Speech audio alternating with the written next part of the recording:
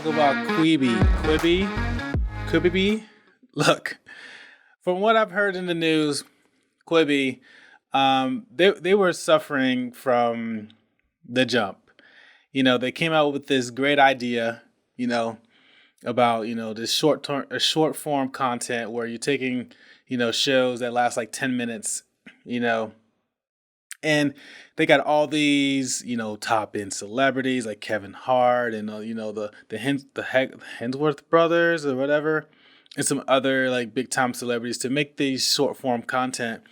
So I think they dropped the ball in that aspect where they might have spent a lot of money on talent and a lot of money on advertising and a lot of money creating their own content. Granted, like having your own content is great, right? But it shouldn't be the basis of your platform. If you look at all these other platforms that came out, Netflix, you have Disney Plus, you have HBO Max, you have Amazon, Hulu. Look, they all have their own original content. But what else do they also have? Familiar content, right? So they have familiar content like The Office, like all the Disney films that we used to watch when we were kids, all the Disney cartoons that we used to watch when we were kids. So like those things, like all that familiar content brings in all those users for nostalgia, right? Like, oh my God, I remember watching this back when I was in college. I'm going to binge watch this again. And then all of a sudden, if you're on Netflix, they recommend like, hey, you watch The Office. Maybe you might be interested in XYZ. And then all of a sudden you're going down this downward spiral saying like, oh, Netflix has great content. Not just the content that brought me in, but the original content that they put money into, that they highly produce and they put out there and winning Emmys and Grammys for, right? Is that right? Did I say Grammy? Is Grammy for music? Look, I don't know about awards. I don't really care. But anyway, that's what Quibi was missing. They were missing that familiar content that's not all they were missing, but we're going to get to that. They were missing that familiar content to where their users, that would attract their users, right? That would attract the people to their platform to stick and stay, to maybe binge watch that content. And so what they were missing was they were missing familiar content. So what they were trying to do was bring in familiar faces from that content to attach to their original content, right? So that was kind of their approach, but that approach kind of backfired because they were taking people who are accustomed to doing long form content and then telling them like, hey, you need to take that long form content idea. We're going to just make you like throw that out the window and do short form content, right?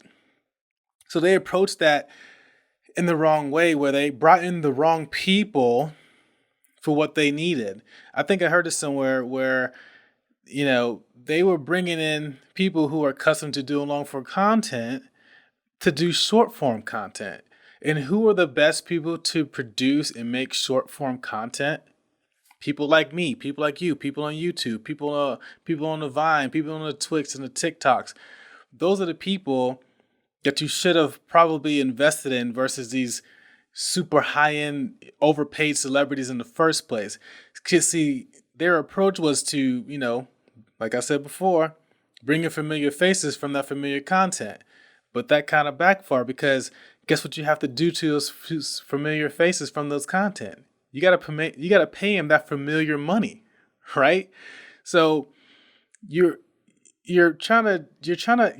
this idea in theory was good, but what they were actually trying to do was change how users operate.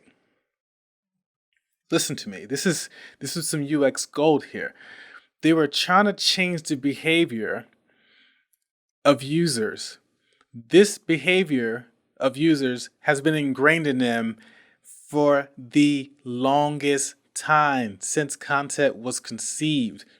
You're trying to tell me as a user that you want me to watch your 10-minute show on a phone and only on a phone and only while I'm on the go? What? Though no. And you want me to pay for that? Dude, YouTube is full of short form content that you can watch on the go. You can watch on your lunch or you can watch on the go, whatever. And guess what, man? It's free. Yeah, you have to watch the ads, but it's free. So I'm just like, why would people pay for that? Why would people pay for that? Can you imagine if Netflix was like, yeah, you're gonna pay us this much a month and our shows are only 10 minutes. And there's no movies. Oh, it's a movie, but it's 10 minutes. Like, what are we talking about? That's not how we were programmed and ingrained to consume content as far as like that type of content. Like shows and movie and content. We don't consume. That's why it's a formula of 30 minutes and an hour. And then somehow in the future, we started watching movies that are freaking 2, 3, 4 hours long. Avengers? Do you really need to be that damn long? Just do some more prequels and sequels, please. So I think that's where Quibi kind of dropped the ball. Was they were trying to do something that they say was different. I put that in air quotes. That is not different because they had like web series stuff, and the reason why it's called a web series because it lives on the web, and I can watch it on my phone, I can watch it on my iPad, I can watch it on my desktop, I can watch it on my TV, I can stream it.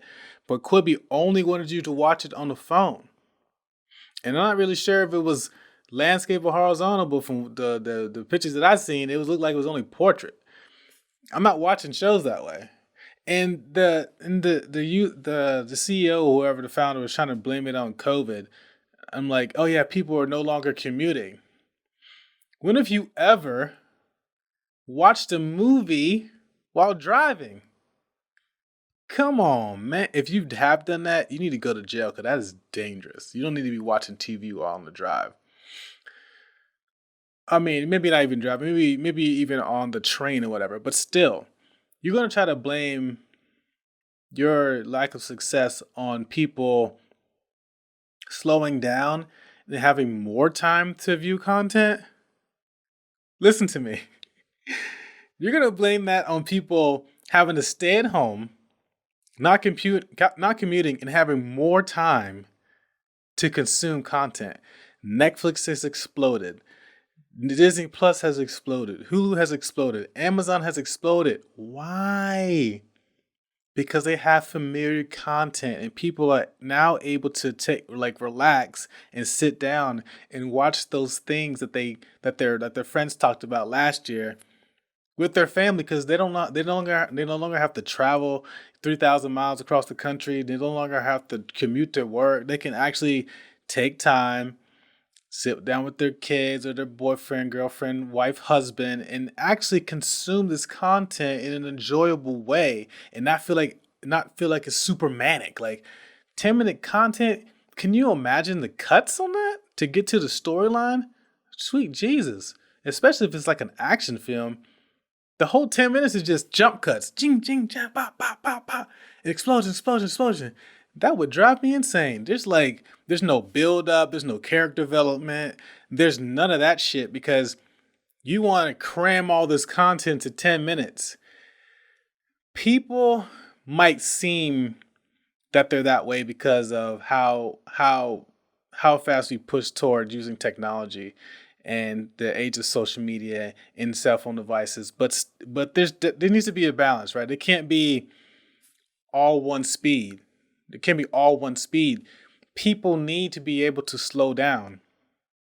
And that's where those great things like, the things I just mentioned, like the Netflixes, the Hulus, and the HBOs, that's where those contents come into play and say, like, hey, you had a long day, very speedy, very, very busy.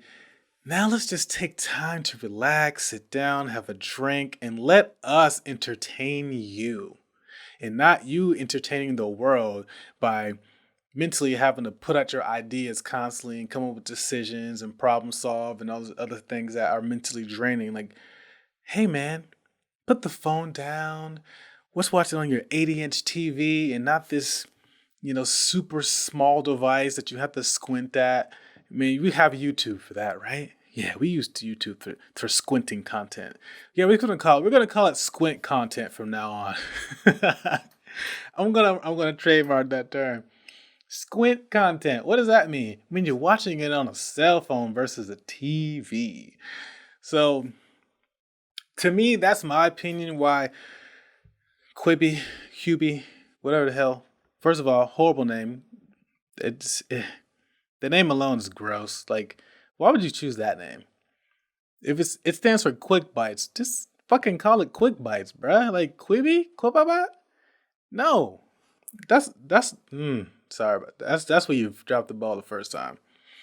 So I think the idea, you know, it might have been. I'm not gonna say ahead of its time because it's already been done. But I think what they were trying to do was they were trying to change users' behavior, and that didn't go very well. They might have got all this user data. They came back and said, "Oh my God, this is awesome." But they were just probably using that data just to justify their idea, just to validate their idea, not to really poke holes in their idea, right? They're just looking for the pat on the back, like, "Oh, you guys are doing a good job. This is amazing."